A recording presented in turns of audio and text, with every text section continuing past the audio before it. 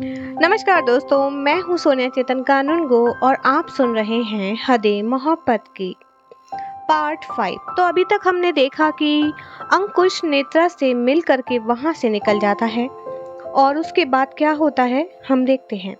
नेत्रा वहां से सीधे निकलकर अपनी स्कूटी उठाती है और घर की तरफ निकल जाती है। लेकिन जब वो घर पर पहुंचती है उसके पहले ही उसका रास्ता कोई रोकता है, जिसे देखते ही नेत्रा का खून खौल उठता है। अरे, इतनी भाग भाग कर कहाँ जा रही हो? नेत्रा, कितनी बार कहा है मुझे फोन कर दिया करो, मैं तुम्हें छोड़ दूंगा। इतनी सुबह सुबह कहाँ से आ रही हो? तो नेत्रा ने जवाब दिया, तू होता कौन है ये पूछने वाला कि मैं कहाँ से आ रही हूँ? तुझसे कितनी बार कहा है मेरा रास्ता मत रोका कर। माना कि तू मेरे रिश्तेदार का बेटा है, लेकिन मुझे परेशान करना बंद कर दे, वरना मैं पुलिस में कंप्लेन कर दूंगी। क्या यार, तू भी अपन दोनों के बीच में बार बार पुलिस ले आती है। मैं क्या परेशान कर रहा हूँ तुझे? तेरी तकलीफ बांटने की कोशिश ही तो कर रहा हूँ, और तू है कि मुझे भाव ही नहीं देती। मैं तो तुझसे कहता हूँ, क्यों घर गृहस्थी में अपनी जवानी बर्बाद कर रही है?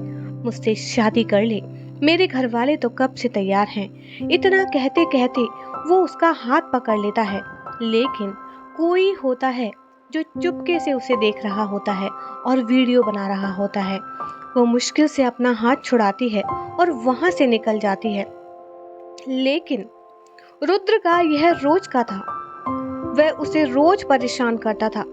कितनी बार वो अपनी माँ के साथ नेत्रा के यहाँ पर उसका रिश्ता लेने के लिए आ चुका था, लेकिन उसके बाबा रुद्र का नेचर बहुत अच्छे से जानते थे और इसीलिए वो कभी नहीं चाहते थे कि उससे उसकी शादी हो। जैसे तैसे नेत्रा घर तो चली जाती है, पर घर पर जाते ही वो अपने आप को कमरे में बंद कर लेती है और इस बंद कमरे में शुरू होती है उसकी आंखों से आंसुओं की बरसात।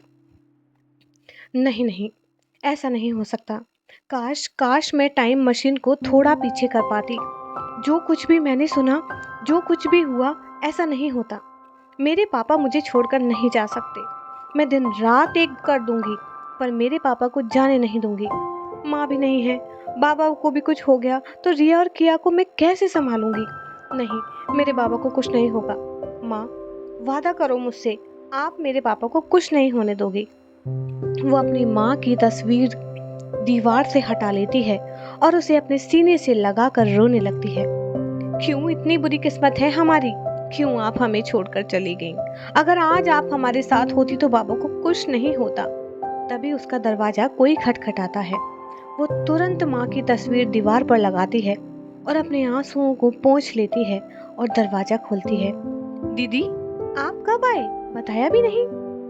मैं अभी अभी आई हूँ, बहुत थक गई हूँ ना, तो आते ही अपने कमरे में लेट गई।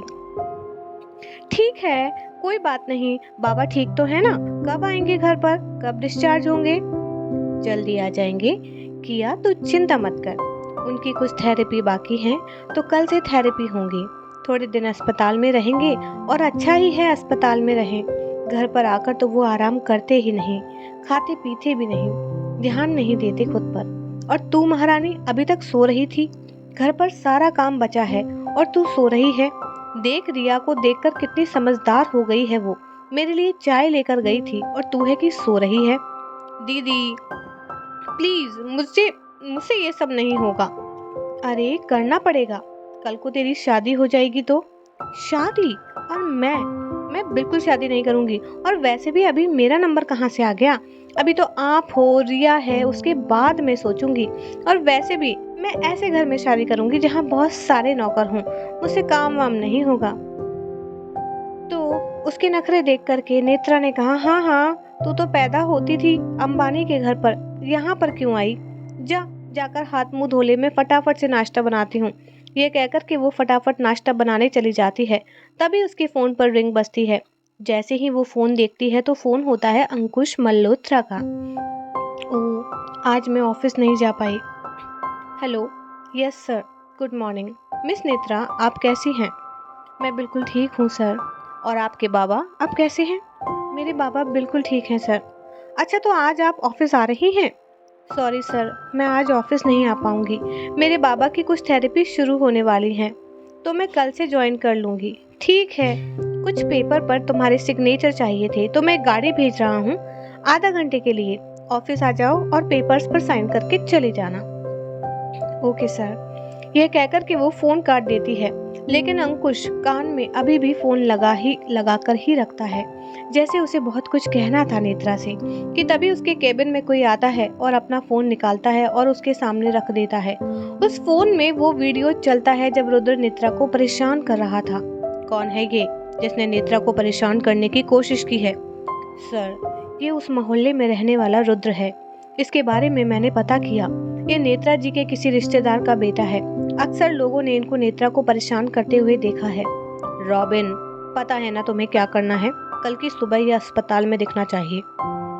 जी सर। अपने प्राइवेट डिटेक्टिव को ऑर्डर देते हुए अंकुश वापस अपने काम में लग जाता है। थोड़ी ही देर में नेत्रा ऑफिस में आ जाती है, लेकिन आज उसका चेहरा खिला हुआ नहीं था। वो अंदर आती है कि रौनक इस कंपनी में काम करने वाला एक एम्प्लॉय नेत्रा के सामने जाता है। हे नेत्रा, कैसी हो? आज इतनी परेशान क्यों हो? सब ठीक तो है ना? हाँ, बस इतना जवाब देती है और आगे बढ़ जाती है कि तभी रौनक अपने किसी कलीग के साथ में बात कर रहा था। यार, जब से मैं नेत्रा को देखा हूँ, मेरा तो दिन ही बन जाता है। मैं उसे इतना पसंद करता हूँ, मन करता है आज ही प्रपोज कर दूँ, पर यार हिम्मत ही नहीं होती। तो पीछे से आवाज आती है, यहाँ पर काम करने आते हो या लड़कियों को प्रपोज करने? इतनी कड़क आवाज रौनक के कानों में सुनाई देती है और वो एकदम घबरा जाता है। उसके हाथ में जो फाइल थी वो नीचे गिर जाती है। Sorry sorry sir, sorry. आइंदा से अगर यह सब काम करने हों तो अपना टर्मिनेशन लेटर लेकर के जाना, समझे? तो ये थी कहानी अंकुश और नेत्रा की। अगर आपको पसंद आ रही है तो प्लीज कमेंट करके जरूर बताएं।